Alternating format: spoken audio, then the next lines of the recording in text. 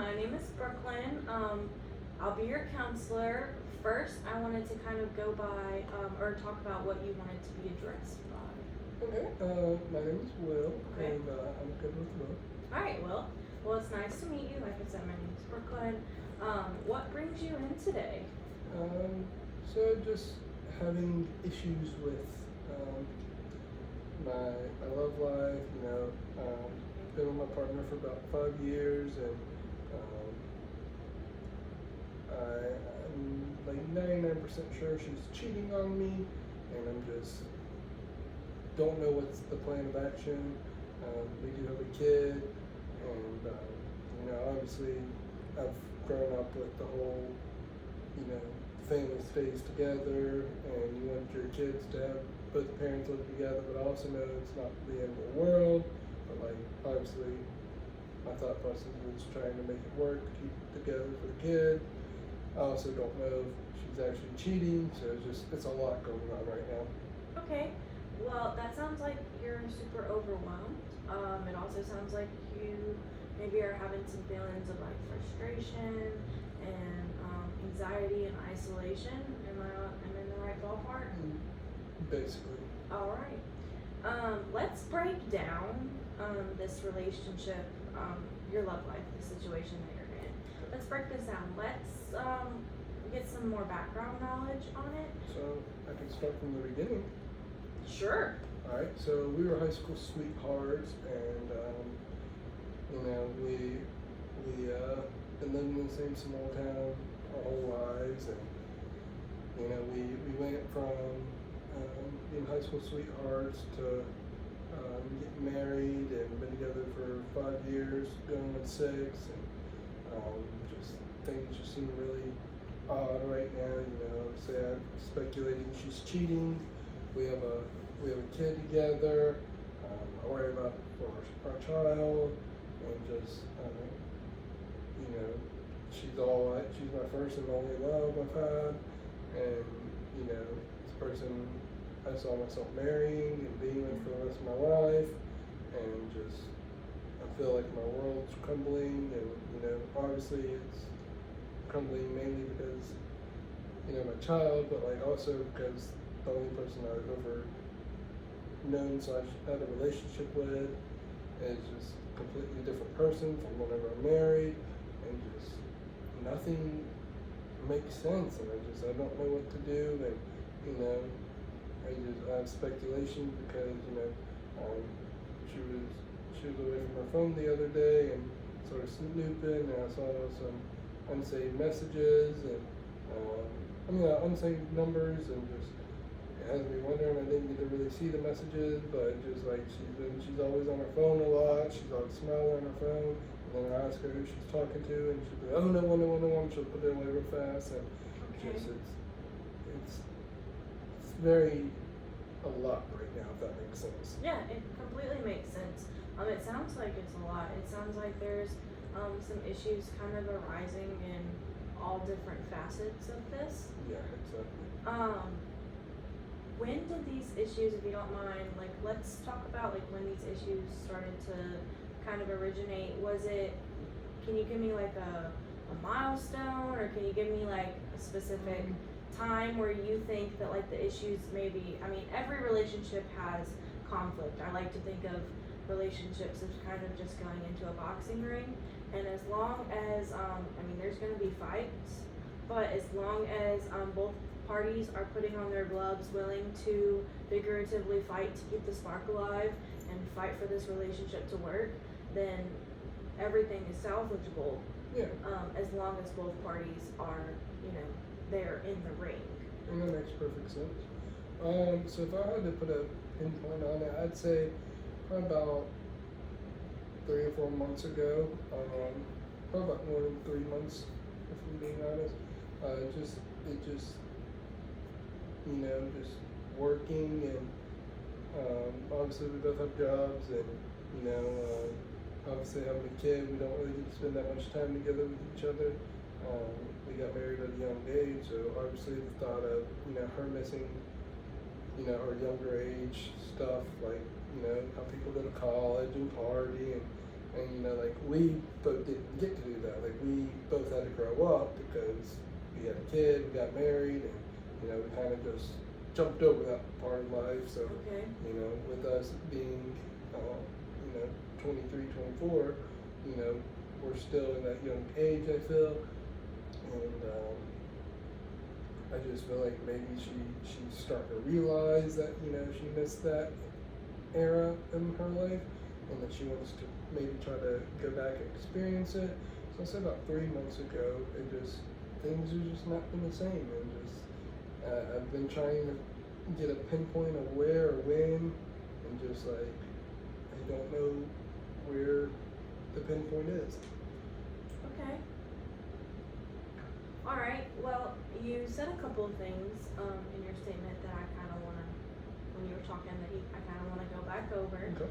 You did say at one point that like y'all were high school sweethearts. Y'all have, you know, grown up together and all kinds of things like that. When did y'all start dating? Like, what age were you? So we both started dating together when we were 16, and we got married when I was 19 and she was 18. Okay.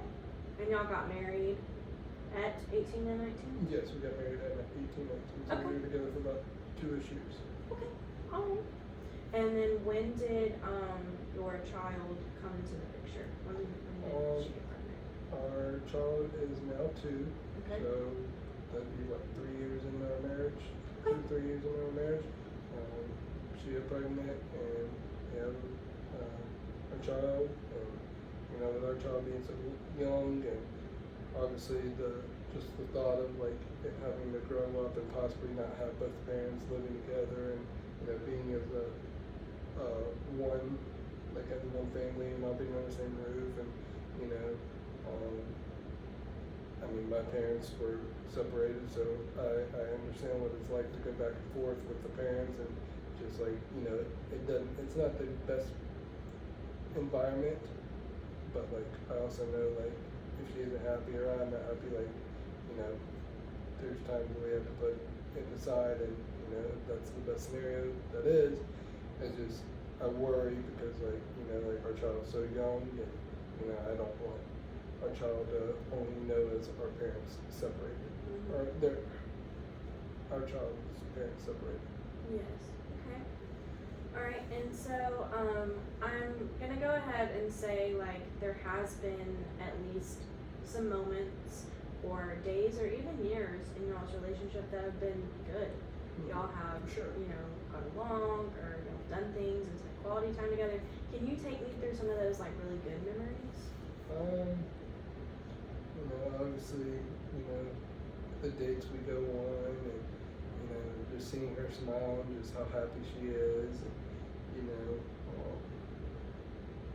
just like anniversaries, birthdays, the day I proposed to her, the day we got married, obviously like all the really good memories, and we have a lot of them. Just recently it's just been bumpy, and it worries me, and like, you know, I also worry like what happened if I say, oh hey, like, is there someone else, and then like falsely accuse her and just, you know, make the situation bigger and worse than what it could possibly be. Okay. But it's a lot of things running through my mind right now, and just obviously I want our family to stay together. I want our family to make it work, especially for our child and for us. And obviously she's the only person I've known and loved, and you know, she's the only person I've ever dated. So that's where I'm at. Okay, and then you also mentioned some statements about how y'all got married super young, you didn't get to have like the college party experience. I'm interested that you brought that up. Is that something that you feel like you're missing, like you've missed out on? No, you know, as growing up, I just never been into that stage. I was raised real old-fashioned, and you know, like obviously, like people talk about the whole college situation and everything. Just like I would give that up 1,000,000 times in my life to be with my partner, because just she's a 1 in a million, and she was my everything and my it for me. Like I was 100% okay with just going straight and skipping the college party life and just going straight into, working and building a future for us, because, college party life means nothing to me if it means I get to have my family and have the family I've always imagined and wanted. Okay. Is that something that you feel like she's missed out on? Or has she ever made comments or remarks that makes you feel like that she's missed out on it? You brought it up, and I just wanted to make sure there wasn't any like underlying reasoning. Yeah, I don't know. I guess the thought process, because I have a bunch of friends and they're like, oh, y'all got married super early, or,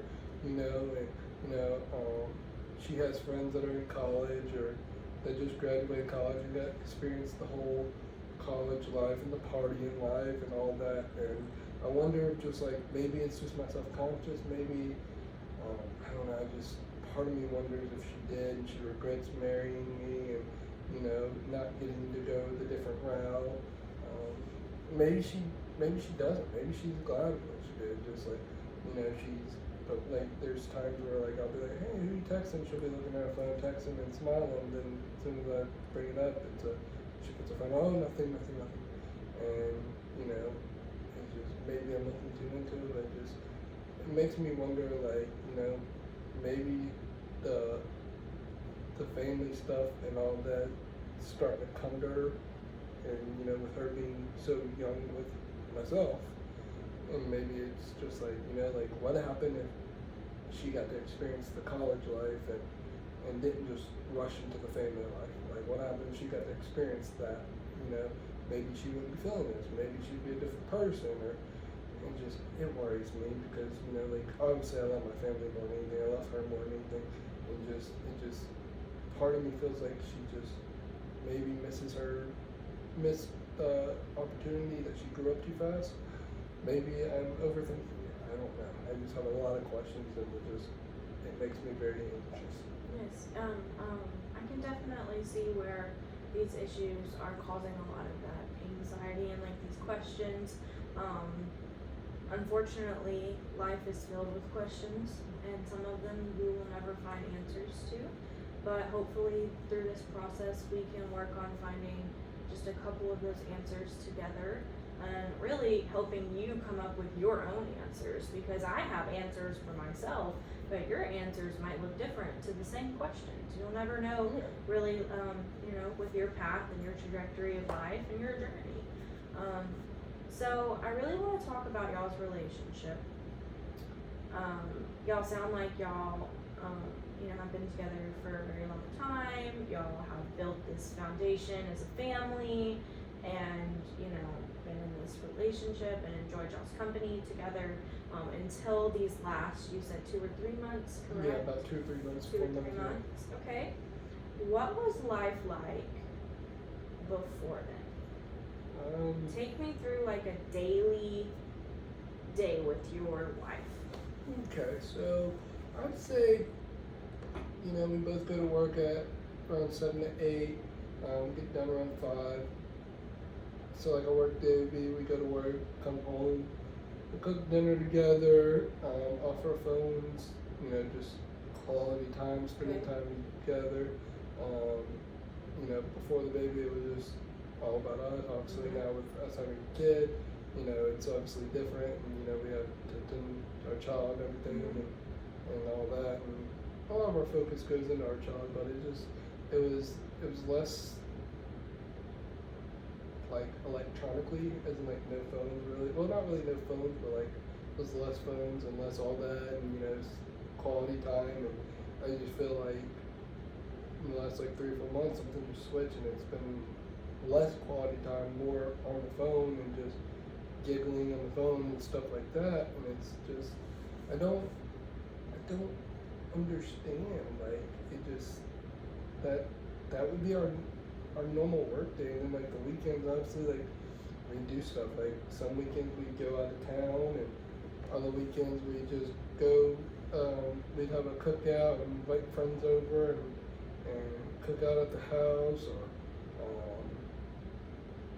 go see a movie, or go to the arcade, or just enjoy ourselves Right. with our kid and everything, and just got out of the house sometimes when we can, and just now it's she always has to work late. She's on her phone a good bit, laughing at her phone, giving me like some secretive vibes, and just it makes me wonder, like I said.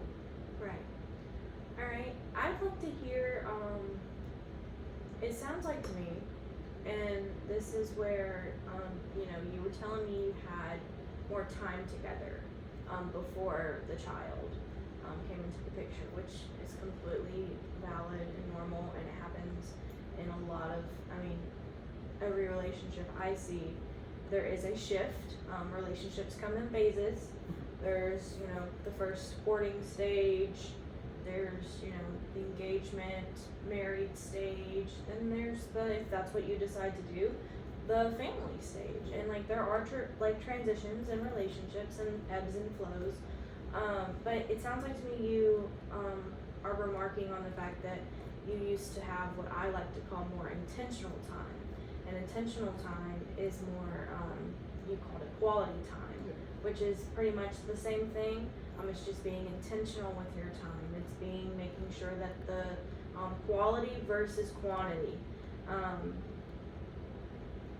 Quality is making sure that there's not a lot of distractions as much as you can. Some things are out of your control, but there's not as many distractions, or you're doing something that you both mutually enjoy, or at least something that one person enjoys that the other person is equally as excited to participate in, that kind of thing. So what kind of things did y'all do with your intentional time? I know you said that you like to cook dinner together. That's a cool activity. You said you went out of town. Yeah, cooking, going out of town, just getting away from the small town that we live in. We watch Netflix series together, Okay. movies, build puzzles, watch sporting events, or just stuff like that. That would be the main things. Go shopping because she loves shopping. Okay. Going out to eat, cooking dinner here, like I said, trying new recipes, just stuff like that. Just stuff that where we can really bond and connect. Okay. And you mentioned, I was about to ask you, what are some of your wife's hobbies that you could, maybe one day be like, hey babe, you wanna go do so and so? Yeah. And that could kind of be I like to call them love bids. And it's a bid for attention, a bid for connection, a bid for effort. You're just kind of asking for that. And that could be, a deposit into her, y'all's love bank. Just for example, let's say with deposits and withdrawals, let's say we have a piggy bank for your relationship with your wife. Withdrawal from that would be, you reaching out and wanting to have a conversation about work, and her being on her phone and not being reciprocated, not being reciprocal of that conversation. That's you with a love bid asking for connection and attention, and she is not reciprocating. So what are some things that, let's take that example of a love bank, and let's think of some deposits that we can make. What are some deposits that we can make into that love bank? So stuff that would make her happy. Stuff that you feel like the relationship would benefit from. Not just her happiness, we're talking about your happiness in general as well. Both people need to be happy and feel like they're being loved in the way that they want to be loved. I feel obviously less time on our phone would be good and very beneficial for us. Like I said, we used to do a lot of quality time together, and I feel like it's definitely shortened a lot recently. For what reason, I have no idea. I feel like, you know, there's some days she puts in effort, and then there's other days she just seems not to care.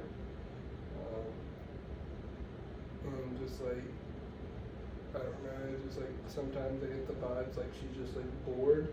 Okay. Bored of me or bored of the lifestyle she's living. I don't really know. Okay.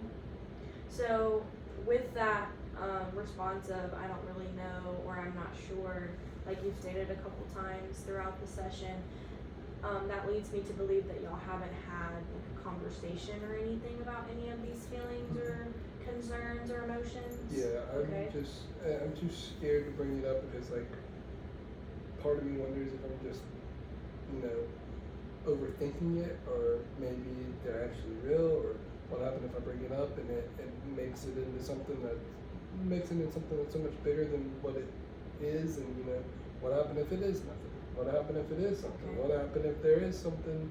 You know, what happened if she is cheating? What happened if she isn't interested? What happened if she fell in love? You know, there's so many what ifs, and I think there's too many what ifs that scare me for me to bring that conversation up, but I know I need to. It's very tough, and I don't feel like I have the courage to do it, so, for the most part. Okay. And that's completely normal, that's completely valid. Having uncomfortable conversations isn't something that most people find fun, or, you know, like they run home from work and just want to have an uncomfortable conversation.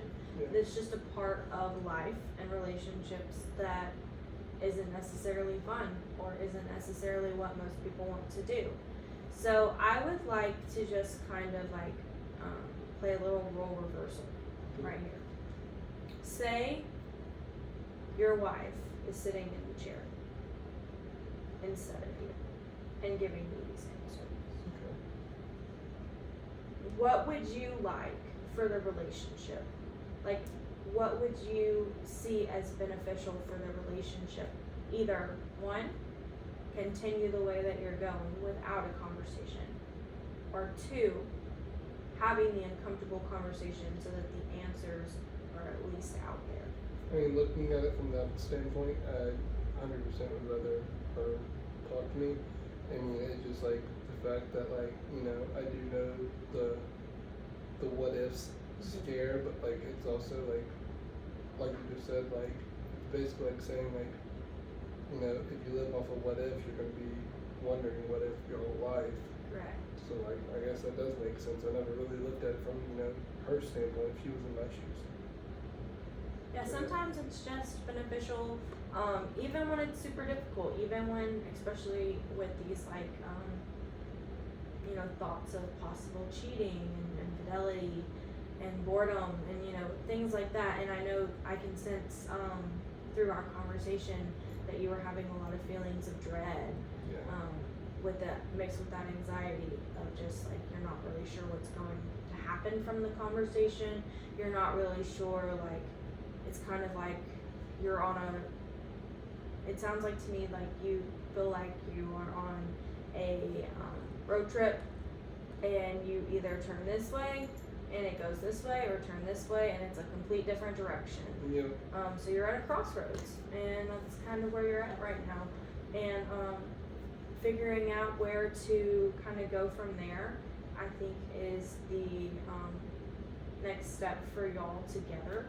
I mean, as much as I would love to say, like, you know, she'll be reciprocal to the conversation, like, you know, conversations fix everything, you know, I'm a big communication person, but in reality, that's just not always how it works.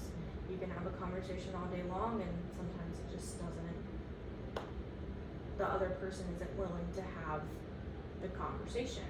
The person isn't willing or reciprocal to your comments or concerns or feelings. And so at the root of all of this, you kind of have to create a control circle in your head, or on paper if that's something that you want to do. Basically say, like, here's a circle, and then here's a bigger circle. The smaller circle are things that you can control.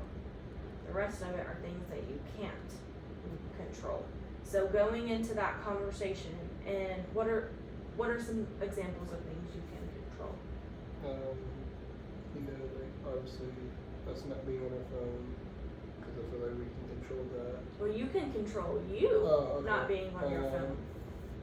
I guess putting a little more effort into, you know, getting back to our cooking and, you know, spending quality time, trying to, you know, watch movies together, or, you know, like I said, going shopping like she likes to do. So I guess those would be things I could control, try to do a little more in those areas. Right. So those are some things that you can control, and you can also control your words, your actions, and your tone. Okay. You can't control hers. That's And true. as much as you would love to, I know that there are things in my life every day that I would love to control, such as the red lights coming to work, or the train that, you know, makes you 15 minutes late to a dinner reservation. You know, little things like that we seek control over as humans. Yeah, I guess I really couldn't control her answer to the questions I have. You won't be able to control the answers, but you can control the questions.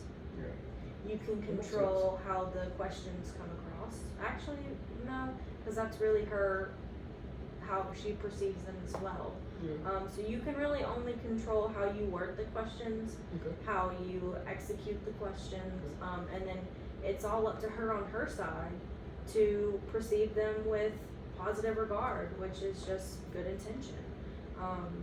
Hopefully, you know, with what we've talked about kind of today, you're thinking about maybe some of those questions. If you decide you want to have a conversation, from our session, it sounds like to me that you have decided that you'd like a conversation. For sure. So kind of coming up with some questions.